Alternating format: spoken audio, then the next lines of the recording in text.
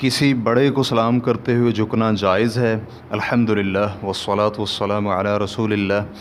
सवाल किया गया है, किसी के एहतराम या इज़्ज़त अफ़ज़ाई के दौरान हासिल होने वाले शिर्क या अमूर मुझे बहुत परेशान करते हैं, क्योंकि हमारे रस्म व रवाज में ये बात आम है कि किसी बड़े से मिलते हुए झुकना पड़ता है।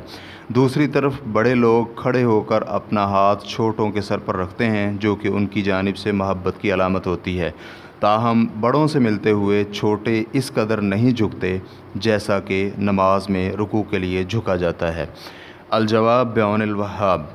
आलिम या किसी और से मिलते हुए रुकू की हद तक या इससे कम झुकना जायज़ नहीं है।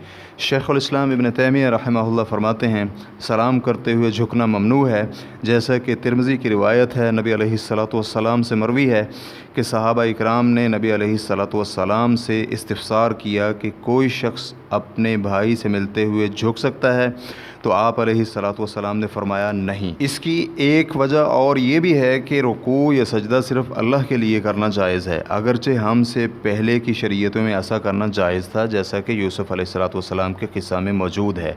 वख़र्रू लहू सुज्जदन वक़ाल या अबती हाज़ा तअवीलु रुअयाय मिन क़ब्ल।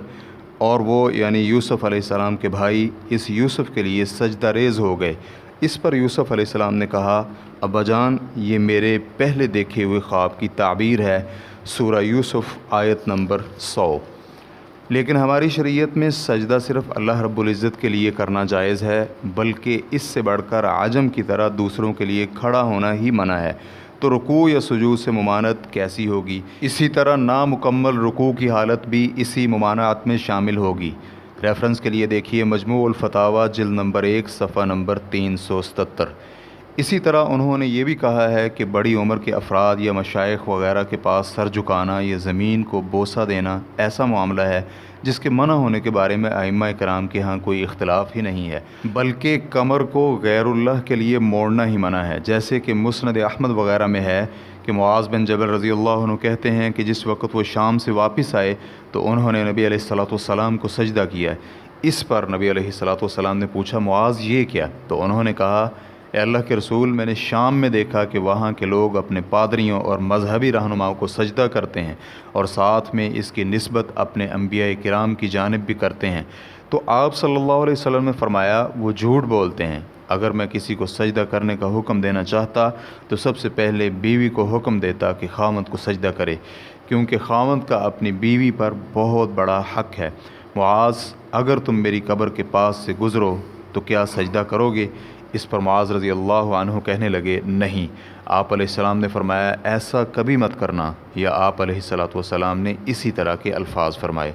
ख़ुलासा ये है कि किसी के सामने क़याम करना, नमाज की तरह बैठना, रुकू या सजदा वगैरह सब कुछ आसमानों और ज़मीन के खालिक और यकता माबूद अल्लाह ताला का हक़ है, और जो चीज़ अल्लाह का हक़ हो उसे गैरुल्लाह के लिए बजा लाने की कोई गुंजाइश नहीं होती, जैसे कि गैरुल्लाह की कसम उठाने का मामला है।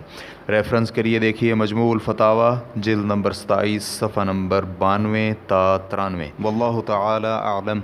इस्लाम Q&A रिकॉर्डिंग्स मुअस्ससतुश शेख मोहम्मद सालेह अल मुनज्जिद अल ममलकतुल अरबिय्यतुस सऊदिय्या, फ़तवा नंबर 164865। वस्सलामु अलैकुम व रहमतुल्लाहि व बरकातुहू।